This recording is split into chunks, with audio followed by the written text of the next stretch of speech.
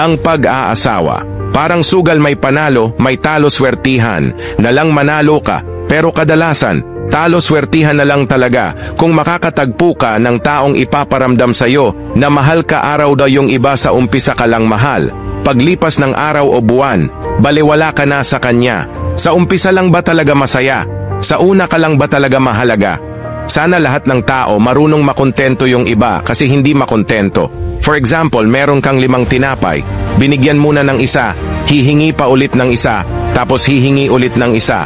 At the end, kahit ubos ka na, wala pa din halaga. Kahit binigay mo ng lahat kung anong meron ka. Nabubuhay tayo sa mundong punong-puno ng kasakiman. Puro sariling nararamdaman lang ang pinapanigan. Kaya nga tayo namili ng partner para makasama habang buhay, pero sa huli iiwan ka pa din nila pag wala ka ng kayang ibigay para sa kanila. Ang totoong nagmamahal sa samahan ka habang buhay, pati sa pinakamadilim na parte ng buhay mo. Nakakalungkot lang isipin na yung iba, kasiyahan lang ang gusto, pag problema at pagsubok ayaw na. Bihira na yung taong loyal. Kaya ingatan mo kung meron ka niyan. Bihira na yung taong marunong makontento.